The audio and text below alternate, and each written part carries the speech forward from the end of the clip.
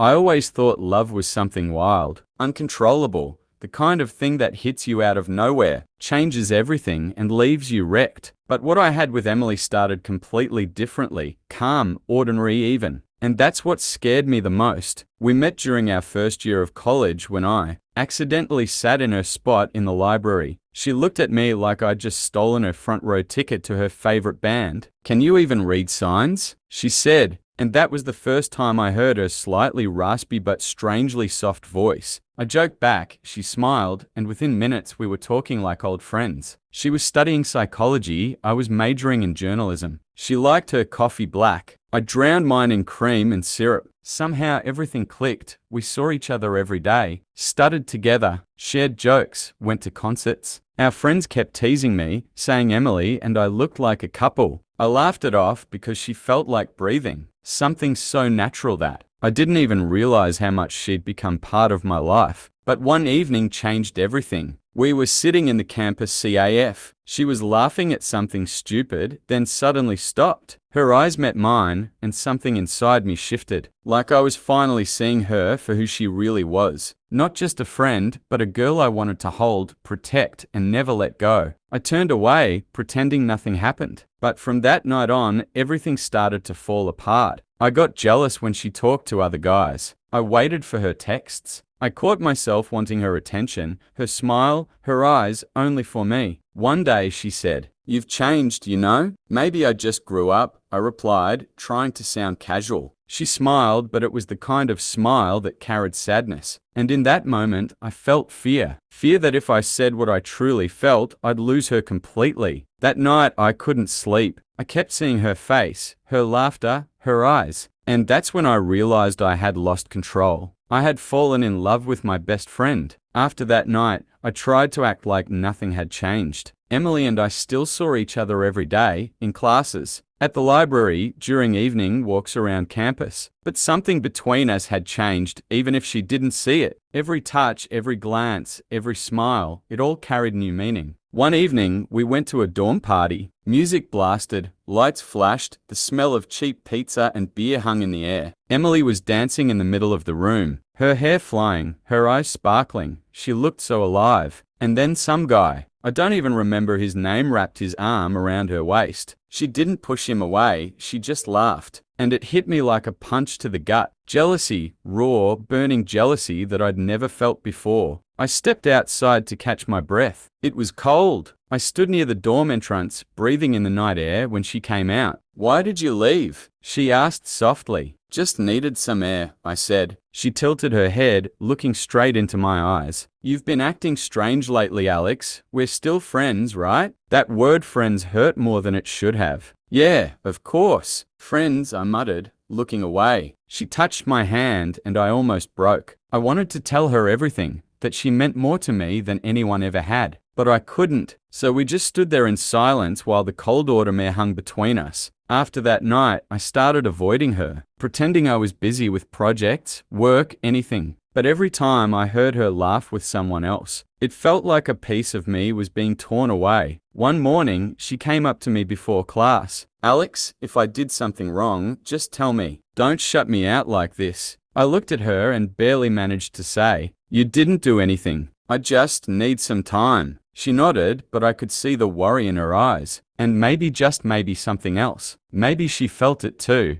Maybe she was just as scared as I was. That night, I knew I had to make a choice. Either tell her the truth, or lose her forever. I didn't sleep that night. I kept thinking about her, about us, about how easy everything used to be and how complicated it had become. I replayed every conversation, every look, every tiny moment, and I realized I couldn't keep hiding behind the word friendship anymore. The next day, I decided to do it. We had plans to meet after class to work on a group project. I could barely focus during lectures, counting down the hours until we'd be alone. When we finally were, sitting across from each other in the library, she was focused on her notes, absent-mindedly chewing her pencil like she always did when she was deep in thought. I took a breath, felt my heart pounding in my throat. "Emily, can I tell you something? Like, seriously?" She looked up, smiling. "That sounds ominous." "Go ahead." I can't keep pretending. I can't just be your friend anymore." She froze. Her eyes widened, unsure. What do you mean? I mean, I'm in love with you. I have been for a while, and I tried to hide it because I didn't want to ruin what we have. But I can't keep doing this. I think about you every morning, and every time you're around, it feels like the world just goes quiet. She didn't speak, just stared at me. I didn't know what to expect: laughter, anger, disappointment. But then she placed her hand on the table, right next to mine. Alex, you have no idea how long I've been waiting for you to say that. The tension broke. She smiled a little shyly and whispered, I was scared I'd already lost you. I feel something too. I just didn't know how to say it. Those words hit me like sunlight breaking through clouds. I reached out and touched her fingers. She didn't pull away. Instead, she intertwined them with mine. Everything else disappeared. The noise, the people, the world. There was only us. Later, when we walked outside, she took my hand on her own. It was such a small gesture, but it felt like everything had changed. We walked across campus laughing like always, only now. For the first time, we were together. Those first few weeks felt like a dream. Emily and I spent nearly every moment together. Morning coffee before class, dinners at the campus CAF, late night walks under the streetlights. Everything that used to be routine suddenly felt special. Her smile became my favorite place in the world. I remember her saying once, "It feels like we never fight. Is that normal?" I laughed. "Maybe we're just perfect." She snorted. "No one's perfect, Alex, but you're close." And that's when I first thought maybe this was real. Not just infatuation, but something deeper, stronger. But happiness has a strange rule: the more perfect it feels, the closer you are to breaking it. We both got busier with school. I was preparing for an internship at a local newspaper, and Emily started working as a research assistant for one of her psychology professors. She spent long hours there, often staying late. And though I tried to stay calm, something twisted inside me. I wasn't used to sharing her, not even with her own future. One evening she texted me, "Sorry, staying late at the lab tonight. Don't wait up, okay?" I replied casually, "No problem. Good luck." But then I just sat there, staring at my phone, wondering who she was with, what she was doing, and hating myself for even thinking that way. The next day, I met her outside the library. She looked tired, but happy. "We ran some tests with a student group today. It was amazing," she said. I smiled, but something inside tightened. "Sounds great. Who are you working with?" "Professor Gardner. He's brilliant but kind of eccentric. And there's this grad student, Jake. He's been helping me with the data." I nodded, but the name Jake got stuck in my mind. She noticed. "Are you jealous?" she teased. "No, just asking," I said. She raised her eyebrows. "Alex, you can trust me, okay?" I nodded, but her words echoed in my head, tangled with that name. That night, I realized something painful. Even the strongest love can crumble the moment doubt sneaks in. Jealousy is a strange thing. It doesn't explode all at once. It creeps in quietly, between words, glances, silences. And before you realize it, it's already inside you, like poison. Emily and I were still together, but something between us had shifted. I felt it in every conversation, in the way she replied with shorter answers, in how her laughter had changed. And every time she mentioned Jake, something inside me tightened. One evening, we met at a CAF after her work. She looked exhausted, but happy. Her eyes lit up as she talked about new experiments, results, how her professor had praised her. I listened, but couldn't stop thinking, why is she talking more about them than about us? "Are you even listening to me?" she asked suddenly. I flinched. "Yeah, of course." Just spaced out for a second. She tilted her head, studying me. "Alex, what's going on with you lately?" I wanted to tell her the truth, that I was jealous, scared to lose her, that she'd become the center of my world, and if she left, I'd collapse. But instead, I shrugged. "Nothing. I'm fine." She sighed. "You don't sound fine." The silence between us was heavier than any words. We sat there for a few more minutes before she finally said, "I feel like you're mad at me." "I'm not mad. I just don't know. Things feel different, you know?" "What things?" "You, us, we used to be closer." Her eyes darkened a little. "Alex, I can't be with you every second. I have classes, work. You have your own life too."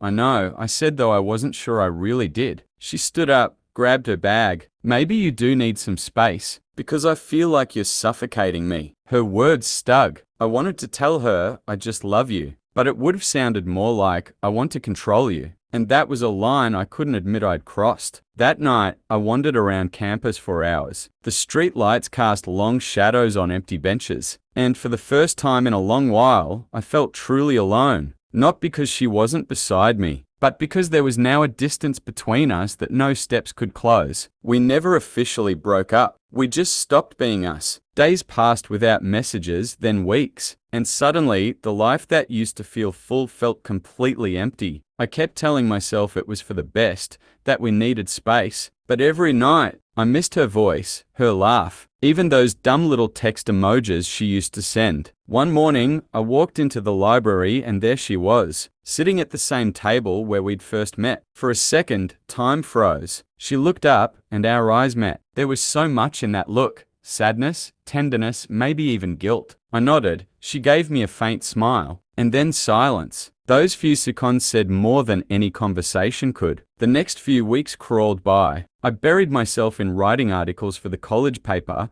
trying to fill the void. But somehow, every piece I wrote reminded me of her. She showed up in my thoughts constantly, in a song playing at the CAF, in the face of a girl with curly hair, in the path we used to walk holding hands. One evening, as I was heading back from the library, I heard a familiar voice behind me. Alex. I turned. She was standing there, wearing a dark coat, holding a cup of hot chocolate. Hey, I said, forcing a smile. Can we talk? We sat on a bench near campus. The air was cool. She rubbed her hands together before speaking. I don't want things to end like this, she said softly. It's been hard for me too, but I couldn't breathe when I saw how much you were worrying all the time. I just needed you to trust me. I looked at her, feeling that familiar ache deep in my chest. I know, I just got scared. I've never loved anyone like this before. She smiled, sad but sincere. Me neither. We sat there quietly for a few minutes. I wanted to reach for her hand,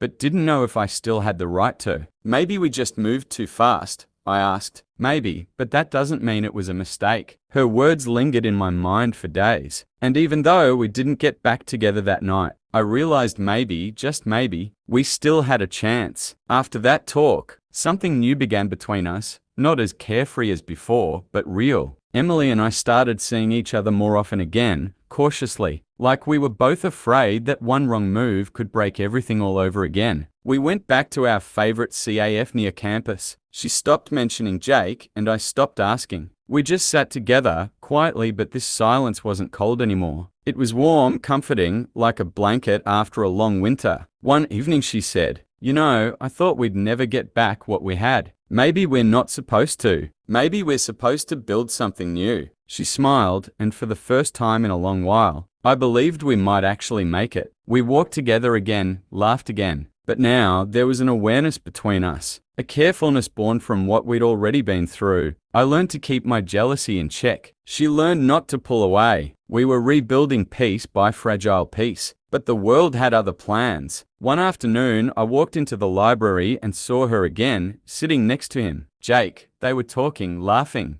I froze for a second, then turned around and left without a word. That night, she texted me. "We were just working on the project, Alex. You're reading too much into it." I sighed. "I know, it's just hard." "I'm sorry." Her reply came much later. "I forgive you, but please don't make me feel trapped again." Those words cut deep, because I knew I was doing it again. That night, I sat by my window, watching raindrops trace patterns down the glass. We were like sailors patching a sinking ship, pretending we could still make it to shore. And yet, despite everything, I couldn't let her go. Not out of habit, not out of fear, but because when she was near, I actually felt alive. When Emily and I tried to start over, I truly believed I could be calm this time, mature, steady, in control. But love isn't always calm. Sometimes it's a war. And the hardest fight is the one you have with yourself. We started seeing each other less. Her research consumed more of her time, and I was busy preparing for my internship. We were both tired, and our conversations became shorter, colder. One evening, she came into my room, sat on the edge of my bed, and said, "Do you realize we're drifting apart again?" I didn't answer. "Alex, I don't want to lose this again, but I don't know how to reach you anymore."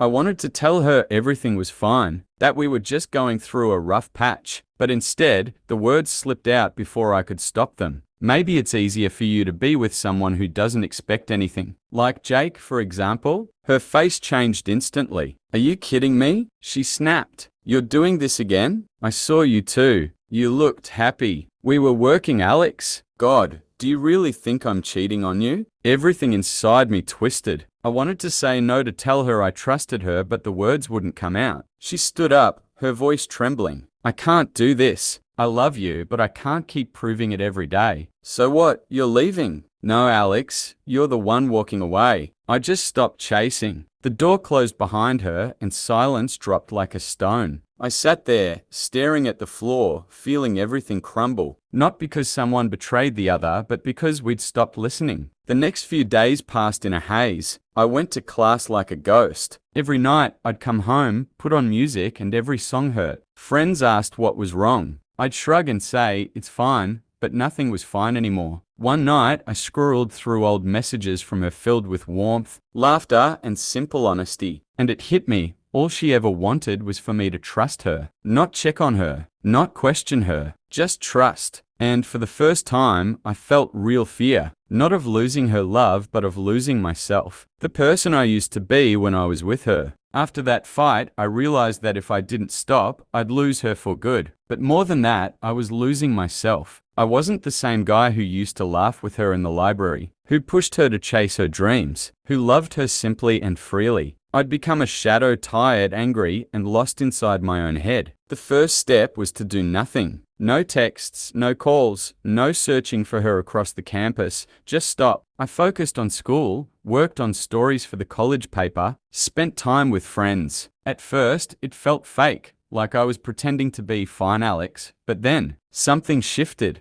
I started feeling alive again, without needing someone next to me all the time. I began writing again, but not about her this time. About myself, about fear, mistakes, hope. Weeks passed. One day, I saw her standing outside campus, talking to a friend. She was laughing loudly, freely. And for the first time in a long time, I smiled not from pain, but because she looked happy. And that's when it hit me. Love isn't always about having. Sometimes it's about letting be. But fate wasn't done with us yet. A few days later, she texted me. Can we meet? There's something I need to say. We met at the same bench where we'd once sat on that cold autumn night. She looked different, calmer, grounded. I've seen the way you've changed, she said. At first, I thought it wouldn't last. But it's real, isn't it? I smiled. Maybe I just stopped trying to be perfect. She nodded, her eyes soft. I never wanted you to be perfect. I just wanted you to be you. We talked for hours, no accusations, no guilt, just honesty. And when she reached for my hand, I didn't feel fireworks or panic, just peace. The kind of peace you feel when you finally realize you're home. Spring came quietly. The trees around campus turned pale green again, and the air smelled of coffee, wet pavement, and new beginnings. Emily and I started spending time together again, not every day, not constantly, but with balance. We'd both been through something that changed us, and now, when we looked at each other, there wasn't just love, there was respect. She was sitting on a bench, reading her notes. When I walked up and placed 2 cups of coffee beside her, one black, one drowning in cream, just like always. I still remember who drinks which, I said with a grin. She looked up, smiling softly. And I still remember who always spills it on their notebook. We both laughed genuinely, without tension or pain. I sat next to her, and for a few moments, we just watched students hurrying past with their books and backpacks. Do you remember how it all started? I asked. You took my seat in the library, she said, shaking her head. And I thought you were an arrogant jerk. And I thought you were the most interesting person I'd ever met. She smiled and reached for my hand. This time, there were no doubts, no fear. We both knew love doesn't always look like it does in movies. It doesn't always explode. Sometimes it just grows quietly beside you, changes, matures, stays silent when it needs to, and speaks only when everything else fades. We didn't talk about the future, no plans, no promises of forever. We just sat there, and that was enough. I looked at her and felt peace, not because I knew what would happen next, but because I'd finally learned to let go to love without trying to control it. She looked up and said, maybe we weren't perfect, but maybe that's what makes us real. I nodded. Yeah, we're real. And in that moment, I understood even if tomorrow we go our separate ways, a part of this love will always stay, not as a scar, but as a memory of two people who once learned to love not perfectly, but truly.